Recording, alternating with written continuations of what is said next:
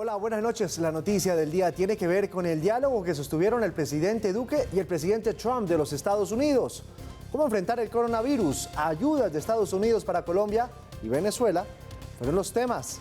Hablaremos también de lo ocurrido en Corabastos. Un comerciante no respetó la orden de aislamiento y provocó un brote de COVID-19 en la central. Hablaremos también de un verdadero milagro en Suezca, Cundinamarca. Una abuelita de 92 años logró sobrevivir al COVID-19. Imputan al alcalde de Popayán, Juan Carlos López, por violar protocolos para mitigar el coronavirus. Y en el mundo, el relato de una enfermera que atendió al primer ministro británico Boris Johnson. La mujer reveló que para él no hubo ningún tipo de privilegios y lo trataron como a los demás. Deportes, la Federación Colombiana de Fútbol entregará $2 millones para cubrir salarios de los futbolistas. Y hoy es el día del idioma y sin duda la palabra de moda es coronavirus. Esto es Redman Noticias. Bienvenidos.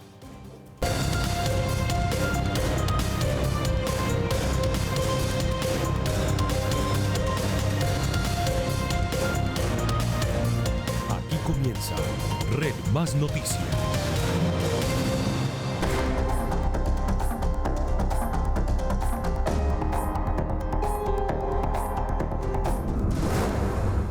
Hoy es el día 29 de la cuarentena. El presidente Duque habló con el presidente Trump sobre los esfuerzos para responder a esta crisis de COVID-19. Los Estados Unidos ofrecieron ayuda a Colombia, pero también hablaron de Venezuela.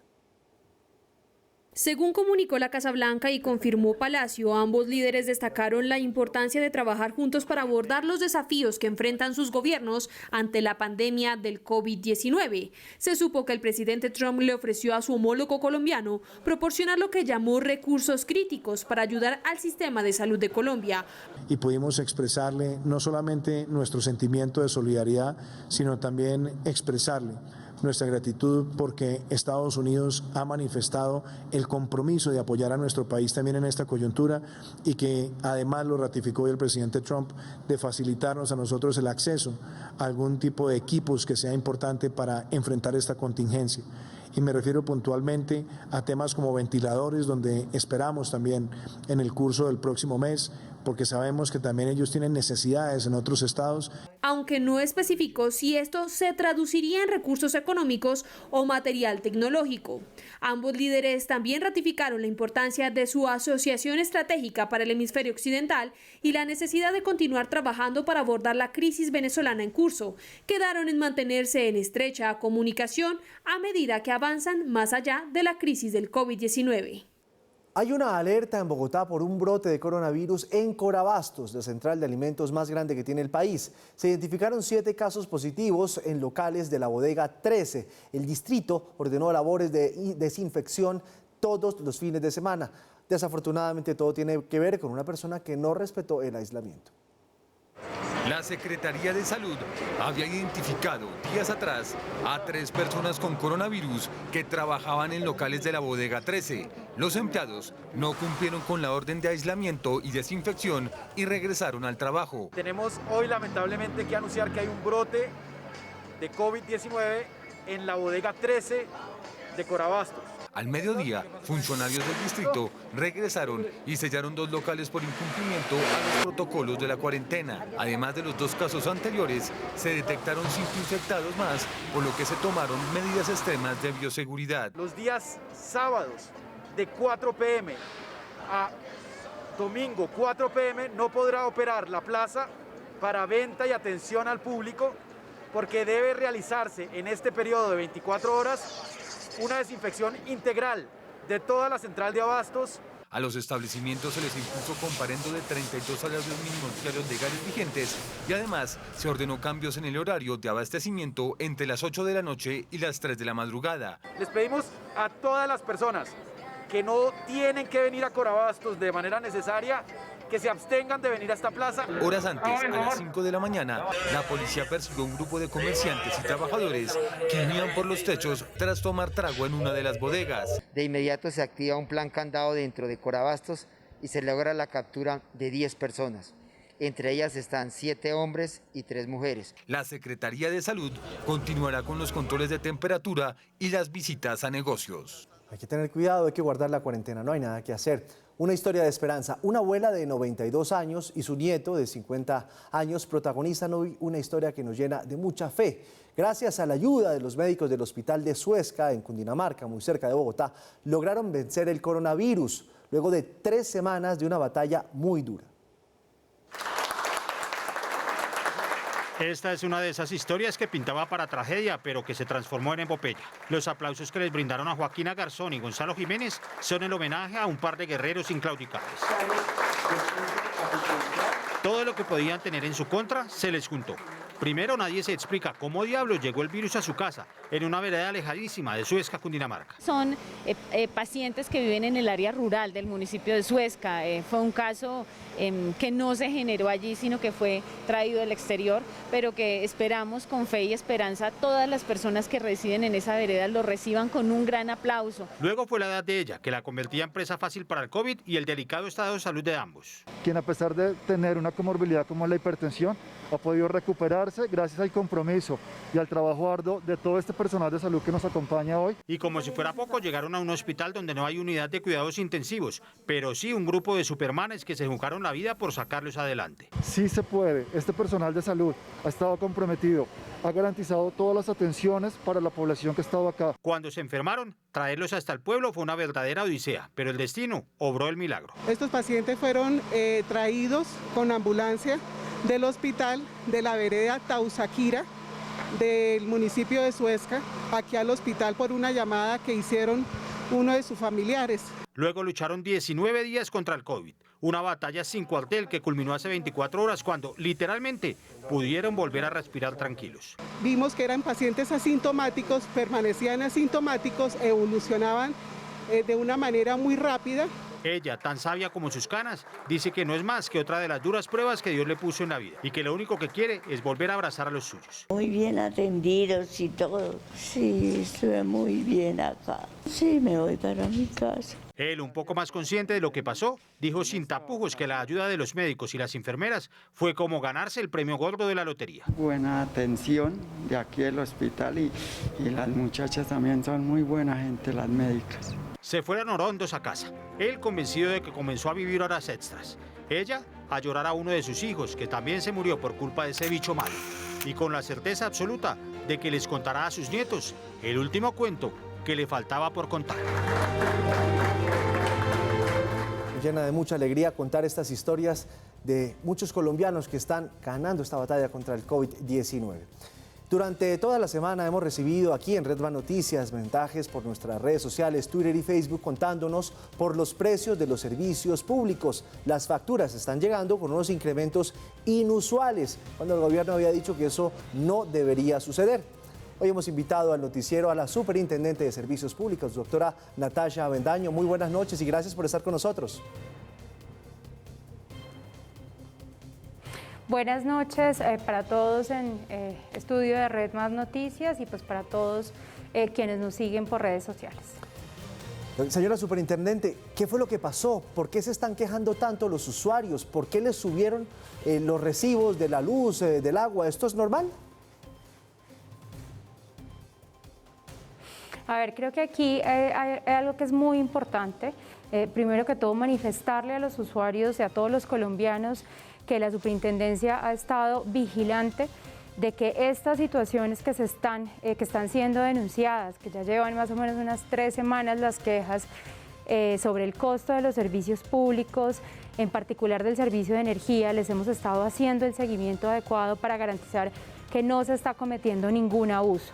Y en esa revisión hemos encontrado varios factores que confluyeron en las facturas de servicios públicos que hemos venido recibiendo los colombianos más o menos desde que inició la medida de confinamiento obligatorio.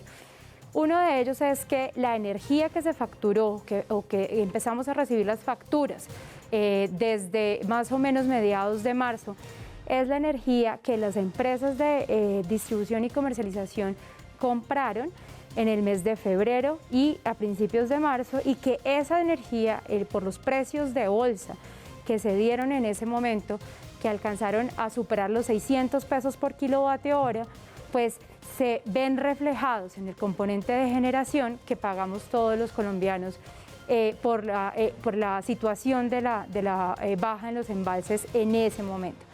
Hoy en día los precios de la energía están normales, no están en niveles como los que estaban hacia finales de febrero y principios de marzo, y ese es uno de los primeros factores que confluyó.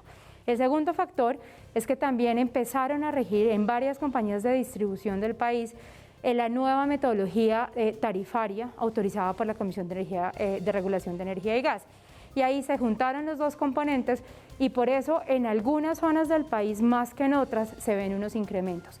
Esta situación es previa a la situación del coronavirus. Aquí es muy importante que todos entendamos que la manera en la que se facturan los servicios públicos es más o menos un mes y medio después de que se realizan los consumos. Y precisamente para garantizar que durante esta época en la que estamos todos en aislamiento obligatorio, que estamos desde nuestras casas trabajando, estudiando, cocinando permanentemente, que lo más evidente que va a suceder es que desde más o menos un mes que llevamos en esta situación, el consumo va a aumentar.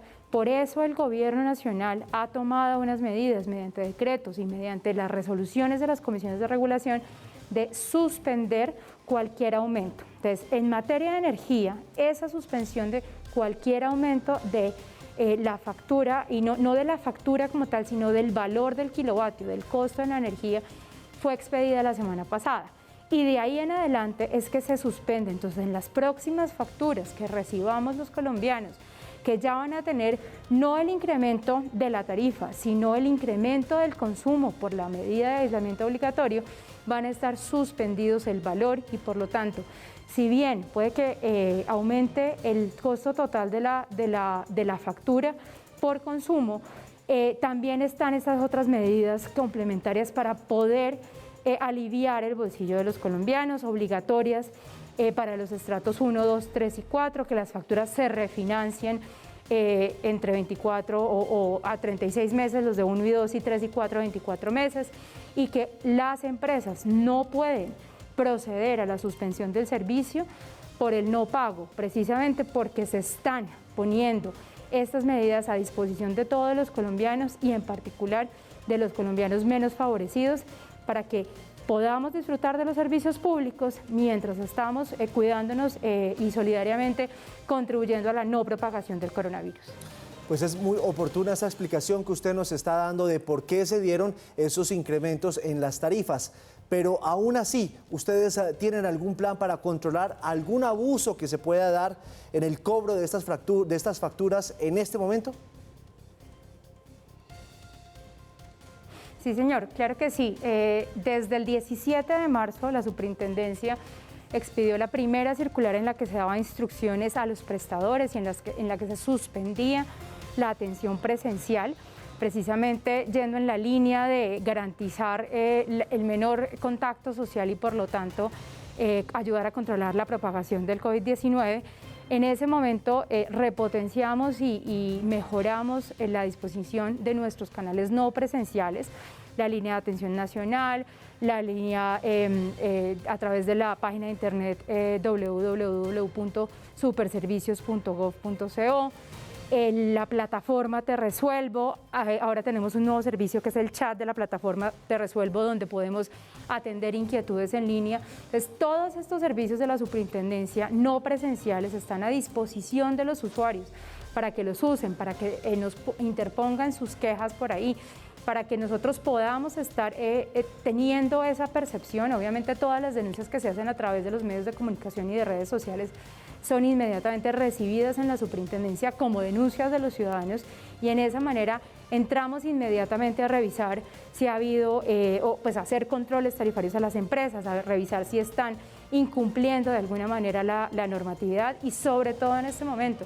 haciéndole un control muy estricto a todas las medidas que mediante los decretos y las resoluciones de las comisiones de regulación se están expidiendo para aliviar la situación de los colombianos más vulnerables y en general de todos los ciudadanos y garantizando por encima de todas las cosas que podamos todos tener acceso a los servicios públicos domiciliarios en esta época de crisis desde nuestras casas y que nos permitan seguir nuestra vida.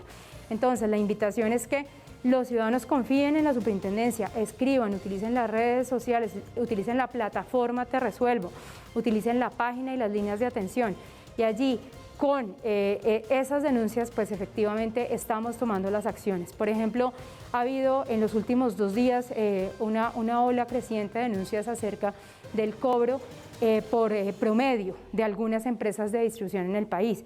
Ya requerimos a todas las empresas, no solamente a las que ya ha habido denuncias o manifestaciones en contra, pues por los recibos que están recibiendo, sobre todo negocios o comercios que llevan ya un mes cerrados y que pues no están consumiendo la misma energía que consumían cuando estaban en operación. Entonces ya requerimos a las empresas de servicios públicos para que nos expliquen por qué y bajo qué normatividad decidieron acudir a la facturación por promedio y obviamente para que corrijan esa situación en las subsiguientes facturas en defensa del usuario. Pues qué buena noticia esa que usted nos da a esta hora, señora Superintendente de Servicios Públicos, Natasha Avendaño. Gracias por estar con nosotros, que tenga una feliz noche. Muchas gracias a ustedes y una feliz noche para todos los usuarios.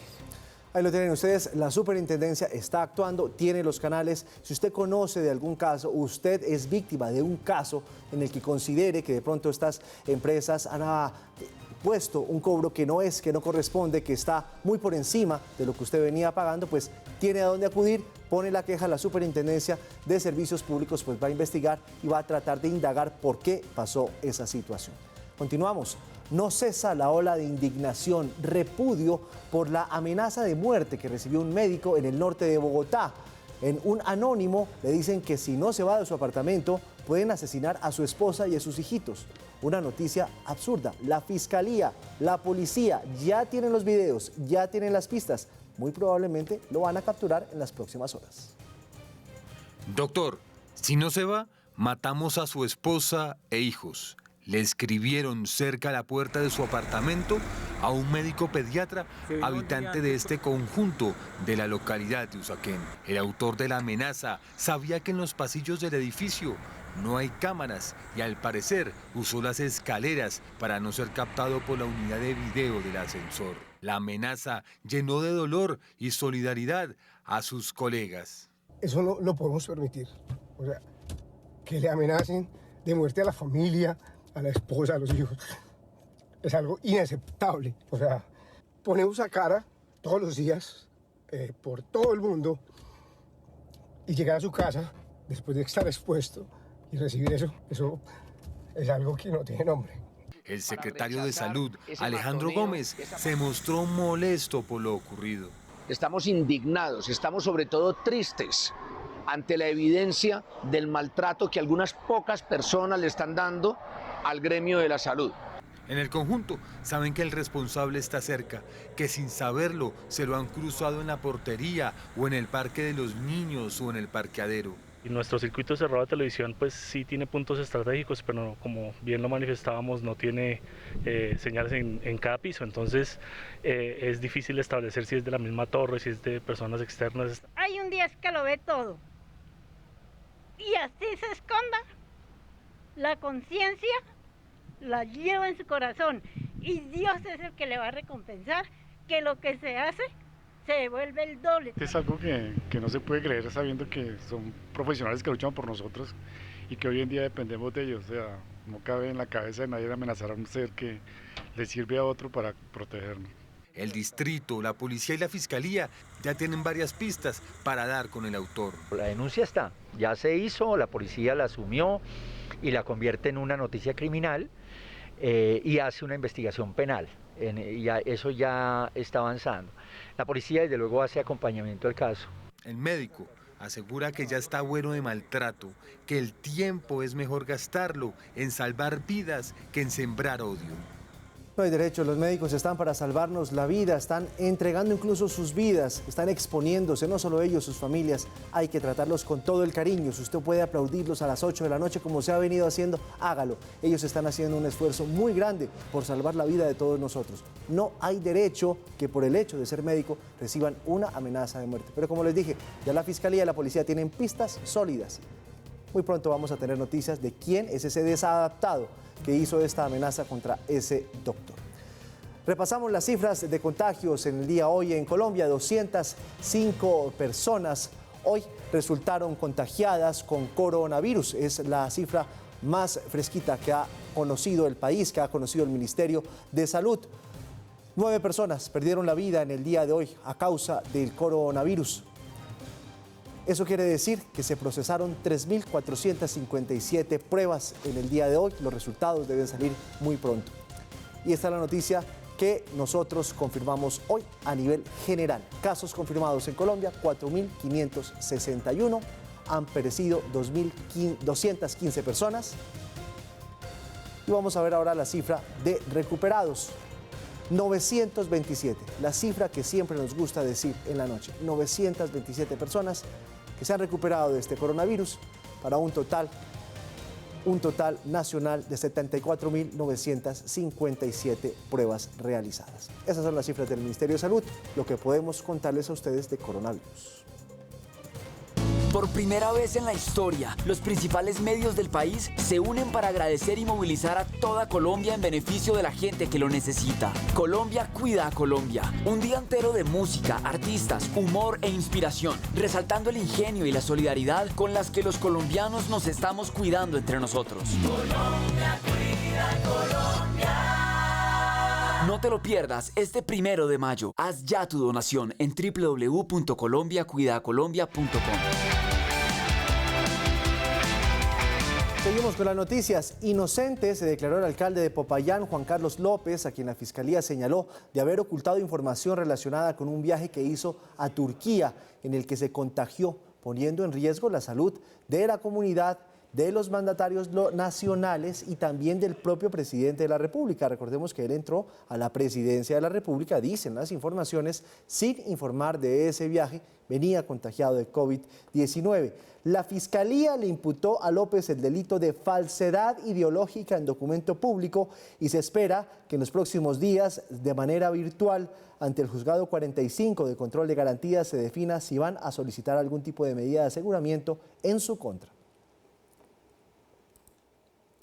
Es posible que tenga que purgar una pena de prisión, no obstante, esto lo decidiría el juez de conocimiento, que finalmente es el que dictaría la sentencia condenatoria y evaluaría si le merece o no subrogados penales o la sustitución de la pena de prisión. Esos son los audios, así son hoy por hoy estas audiencias virtuales. Ustedes dirán, ¿por qué no vimos el video? Bueno, porque así se hacen esas audiencias virtuales de los procesos judiciales. Los procesos se siguen haciendo ahora apelando a la tecnología. Se agudiza la situación en las cárceles del país por cuenta de COVID-19. Ya son por lo menos 4 centros penitenciarios en los que se han confirmado los contagios, que ya ascienden a casi 100, a falta de que entreguen los resultados por lo menos de otras 30 pruebas. Chicho Giraldo tiene todos los detalles. Chicho, buenas noches. Giovanni, buenas noches. Pues el panorama es muy preocupante, sobre todo en la cárcel de Villavicencio. Allí solamente se han confirmado 89 casos, cifra que se ha duplicado prácticamente en solamente 2 días. Precisamente en esta cárcel fue la primera a la que llegó el coronavirus y de allí, tras varios traslados, se propagó el COVID-19 a cárceles como la Picota de Bogotá. 89 contagiados han sido confirmados solo en la cárcel de Villavicencio. La cifra subió rápidamente del pasado martes a hoy en 55 casos. La cárcel La Picota de Bogotá es la segunda más afectada con el COVID-19 y aunque solo registra 5 casos confirmados, esta podría subir en por lo menos 15 casos a la espera de que se entreguen resultados de pruebas recientemente practicadas, varias de ellas a guardianes de la cárcel. 2 casos más también han sido confirmados oficialmente, uno en la cárcel de Caquetá, Las Heliconias, y otro más en la cárcel de Guaduas. Pues una de las medidas que había tomado el gobierno nacional en cabeza del Ministerio de Justicia era la excarcelación masiva, por medio de un decreto que se expidió ya hace casi una semana y media. Sin embargo, hasta hoy, ninguno de las personas privadas de la libertad ha salido de las cárceles. Se espera que en las próximas semanas, en los próximos días, de aquí al lunes, por lo menos 600 personas recuperen la libertad con este decreto. Ya el IMPEC envió la información de estos casos a los jueces de control de garantías para que tomen la decisión de estos primeros casos. Recordemos que por lo menos 4.000 personas se beneficiarán de este decreto. Información desde el centro de Bogotá, Juan Carlos Giraldo, Red Más Noticias.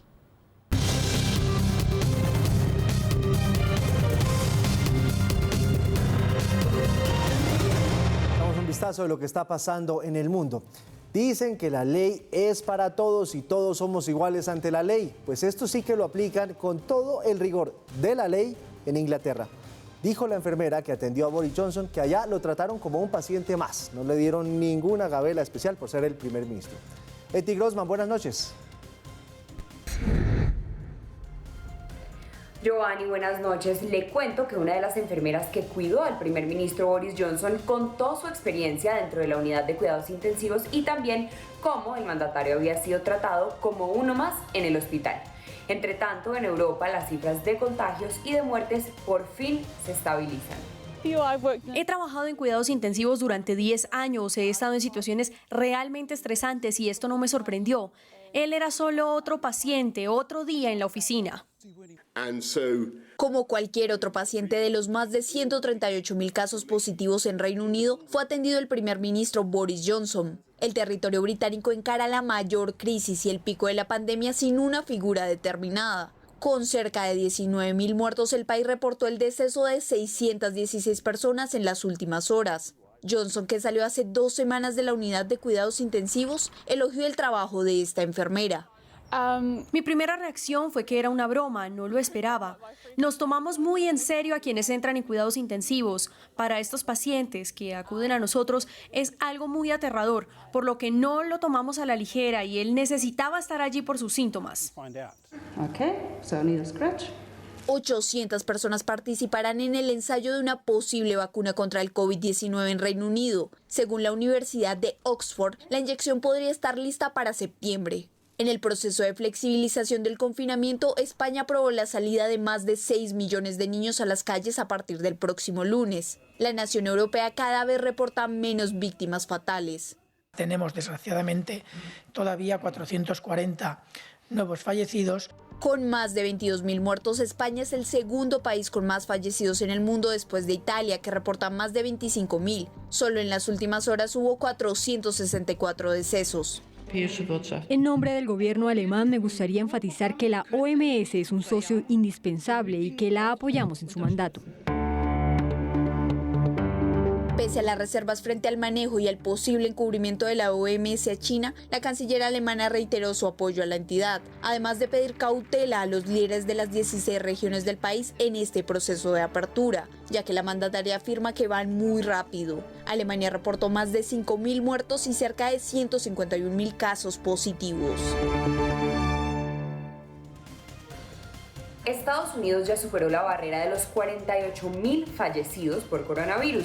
Una de las víctimas es el hermano de la ex aspirante presidencial por el Partido Demócrata, Elizabeth Warren.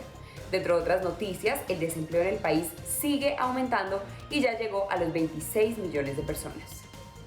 Un caso insólito se registró en Nueva York al confirmar por primera vez el contagio de 2 gatos domésticos con coronavirus. Los Centros para el Control y Prevención de Enfermedades recomiendan que los gatos no salgan de las casas y en lo posible evitar que interactúen con humanos y otros animales. El dueño de uno de los gatos había contraído el virus antes de que el gato empezara a manifestar síntomas. El otro gato está en una casa donde nadie ha sido diagnosticado con COVID-19. El gobernador del estado de Nueva York, Andrew Cuomo, presentó los resultados de un análisis donde sugiere que 2.7 millones de residentes en el estado podrían haber sido infectados. Hicimos 3.000 encuestas en aproximadamente 19 condados, 40 localidades en todo el estado. Las encuestas se recolectaron en supermercados, tiendas, etc.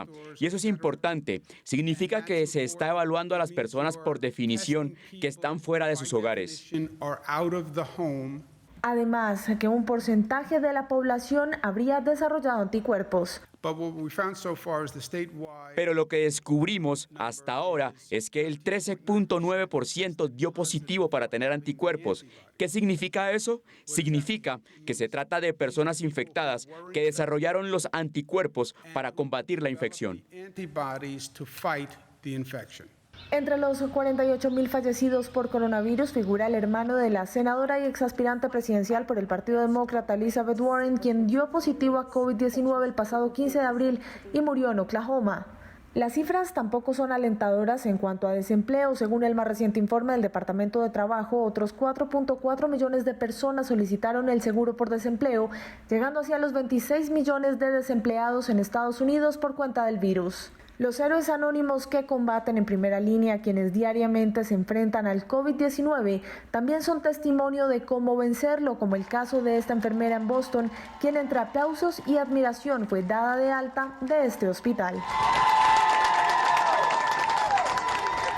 Verdaderos guerreros, héroes de la vida, aquellos que se entregan por recuperar a las otras personas, por salvarlas, los médicos, las enfermeras, y qué bueno esta enfermera que se recuperó después de haberse contagiado al coronavirus. Este es el cuadro de la Fundación Internacional Johns Hopkins. En total han sido confirmados 2.703.615 casos en el mundo. Han fallecido 190.490 personas. La mayoría de los muertos están en Italia, en España y en Francia. El total de test que se han hecho en este momento, por lo menos en los Estados Unidos, es de 4.660.250. Hablamos de los que se han recuperado. La cifra en verde que ustedes tienen ahí, 736.864 personas se han recuperado. El país que tiene la cifra más alta de personas que se han recuperado del coronavirus es Alemania, seguido por España y luego por los Estados Unidos. Por primera vez en la historia, los principales medios del país se unen para agradecer y movilizar a toda Colombia en beneficio de la gente que lo necesita. Colombia cuida a Colombia. Un día entero de música, artistas, humor e inspiración, resaltando el ingenio y la solidaridad con las que los colombianos nos estamos cuidando entre nosotros. Colombia cuida a Colombia. No te lo pierdas este 1 de mayo. Haz ya tu donación en www.colombiacuidacolombia.com. Seguimos con las noticias. Avianca solicitó aplazar por 45 días la presentación del informe sobre su situación financiera ante la Comisión del Mercado de Valores de los Estados Unidos. Ese informe Avianca no lo ha podido terminar por cuenta del coronavirus y porque todos sus aviones están en tierra. La aerolínea Avianca le informó a la Comisión del Mercado de Valores de Estados Unidos que por la afectación del coronavirus incluirá un párrafo explicativo en su próximo reporte en el sentido de que existe una duda sustancial sobre su funcionamiento futuro. Explica que se ha enfocado en superar las complejidades que ha ocasionado el COVID-19 al negocio y a sus empleados, lo que generó un retraso en la preparación del informe. Se trata del formulario F20, que es un informe anual que se presenta en un periodo de hasta 6 meses siguientes al cierre fiscal de las empresas. Espera presentarlo a más tardar el 14 de junio, como lo permite el reglamento de la autoridad estadounidense en caso de una contingencia, según expertos del mercado. Según Avianca, el brote del COVID-19 afecta a la industria aeronáutica, ya que después de que se declaró la pandemia, los gobiernos declararon estados de emergencia, tomaron medidas para detener la propagación del virus y suspendieron los vuelos con sus efectos sobre los ingresos, al punto que no se puede cuantificar el alcance del impacto. Hemos detenido todos los pagos de capital no esenciales y hemos diferido temporalmente los pagos de algunos de nuestros arrendamientos de largo plazo, así como también los pagos de capital sobre ciertas obligaciones de deuda. En virtud de ello, actualmente estamos en incumplimiento bajo algunos de nuestros contratos de financiación y otras obligaciones. Y es que la industria aeronáutica atraviesa el momento más difícil de su historia en medio de la lucha para controlar el coronavirus. En este momento todas nuestras aeronaves están en tierra debido a las restricciones que han tenido que imponer los distintos gobiernos en aras de controlar la expansión del virus. Las aerolíneas han ideado diversas maneras para proteger su caja, reduciendo costos de operación, buscando acuerdos con los proveedores y pidiendo créditos a largo plazo. Trabajamos una reducción salarial con todos nuestros funcionarios del 50%. Por los próximos 3 meses y con un tope mínimo de 2,5 salarios mínimos para no afectar a la población más vulnerable. Los reportes del sector son preocupantes. Según la Asociación Internacional de Transporte Aéreo, IATA, que integra 290 aerolíneas, las pérdidas superarán los 113.000 millones de dólares y podrían ser muchos millones más. Un estudio de la IATA indica que una vez pase la pandemia, el 40% de los pasajeros planea esperar 6 meses o más para volver a volar. No solo por los problemas de ingresos que deja una recesión, sino por la preocupación sobre la seguridad en los viajes, que no es fácil de superar. No es fácil de superar esta crisis que está dando el coronavirus en todos los sectores de la sociedad. Fíjense, los aviones de Avianca, de LATAM, todos en tierra, ni un solo vuelo. Polémica propuesta, argumentando que los funcionarios del gobierno que son citados al Congreso deberían estar atendiendo la pandemia del COVID-19 en lugar de estar dando explicaciones ante el legislativo. El representante del Centro Democrático, César Eugenio Martínez, pidió al Ejecutivo intervenir al legislativo. La democracia no puede ser un obstáculo para el desarrollo y hoy lo que más necesita Colombia es enfrentar esta crisis. Yo le pido al gobierno nacional que intervenga el Congreso de la República. Así me tilden a mí de dictatorial, pero no puede ser posible que el Congreso se haya convertido en un obstáculo para solucionar este problema. Muy polémica propuesta. Un hombre con COVID-19 murió en un parque de Bucaramanga. El señor de 60 años desconocía que estaba contagiado y seguía trabajando en un puesto de arreglos de flores. Eso lo informó la Gobernación de Santander. El segundo caso de muerte por COVID-19 en Santander corresponde a un hombre de 60 años que falleció en el Parque Romero de Bucaramanga, conocido como el sector de las flores, donde trabajaba. Se determinó que este hombre murió a raíz de coronavirus. Queremos también decir que esta persona no siguió el protocolo, no expresó ningún tipo de síntoma ante su EPS o los organismos de salud. Pese a que el hombre no había expresado que tenía el contagio, la Secretaría de Salud investiga con quién tuvo contacto con el fin de evitar la propagación. Según testigos y familiares del fallecido, 3 horas tardaron las autoridades en llegar para el levantamiento del cuerpo. Ante las circunstancias, el gobernador envió un mensaje a la población santanderiana. Mantengámonos en nuestros hogares, Santander se queda en casa. Es importante que mantengamos estas medidas de aislamiento preventivo obligatorio para evitar que hayan más contagios de COVID-19 en nuestro departamento de Santander. El primer muerto por COVID-19 en Santander se registró hace 2 semanas. Con mucho pesar, las autoridades sanitarias confirmaron que COVID-19 cobró la vida de un bebecito recién nacido en Cundinamarca. El niño tenía una malformación cardíaca. El menor nació con malformaciones cardíacas en el Hospital de la Policía el pasado 14 de marzo y permaneció hospitalizado durante 5 días en la UCI debido a su enfermedad. Lamentamos profundamente el fallecimiento de un bebé en nuestro departamento por coronavirus. Un bebé que nació el 14 de marzo, que estuvo en cuidados intensivos durante 5 días. Con una pequeña luz de esperanza, el menor presentó mejoría, por lo que fue autorizada su salida y regresa al corregimiento La Victoria en el municipio de Mesitas del Colegio en brazos de sus padres. Para el 2 de abril, el panorama nuevamente se puso gris para la familia cuando el pequeño presentó síntomas respiratorios que los llevaron a acudir al Hospital de la Policía nuevamente el 7 de abril. Se tomaron muestras, su resultado fue positivo. Positivo, la palabra temida en medio de la pandemia, pues el pasado lunes, 17 días después, confirmaban la presencia del COVID-19 en el cuerpo del bebé. Estos fragmentados padres y familiares que compartieron con el menor días previos están a la espera de los resultados de la prueba para COVID-19 que les fue aplicada días después de la sospecha del virus en el menor. Aún no es clara, de acuerdo al Instituto Nacional de Salud, la línea de contagio de este caso que, repito, lamentamos profundamente. Esta ha sido la semana en la que hemos tenido que registrar a los capturados y destituidos por salir a rumbear, armar rumbas en plena cuarentena y quebrantar esta norma que además es de obligatorio cumplimiento. Les hablábamos de lo que pasó en Villavicencio. 3 funcionarios de la alcaldía que fueron desvinculadas, perdieron su trabajo y además van a enfrentar un proceso penal. Los 41 jóvenes que estaban en el norte de Bogotá rumbeando, uno de ellos ya se fue para la cárcel y ya hoy otra rumba. La encontró la policía y el CTI. Fue en el sur de Bogotá. 20 personas fueron capturadas. Estaban bebiendo cerveza y chicha. Tremenda rumba en plena cuarentena fue descubierta en el barrio El Amparo de la localidad de Kennedy, en una tienda clandestina donde los clientes al parecer llegaban para emborracharse con cerveza y chicha. Donde logramos la ubicación de más de 20 personas consumiendo licor, un licor, gran parte de ello chicha artesanal, unas condiciones antihigiénicas total. Las labores de inteligencia de la Policía Nacional y el CTI de la Fiscalía daban cuenta del lugar donde encontraron barriles de chicha a rebosar en malas condiciones sanitarias que era comercializada sin ningún tipo de permisos. No tiene razón social, no presenta ningún documento y que de una manera clandestina se reunían para ingerir licor. Las 20 personas, 2 de ellas mujeres, fueron encontradas bailando en esta corona fiesta en avanzado estado de embriaguez y sin ningún tipo de protección sanitaria. Estas personas estaban prácticamente departiendo sin ningún elemento de autoprotección, por eso fue necesario suministrarle el tapabocas a cada uno, mientras que desarrollábamos el operativo. Y ahora les quedó más que el guayabo, pues fueron puestos a disposición para ser judicializados por varios requerimientos. Uno de ellos es la violación a medida sanitaria.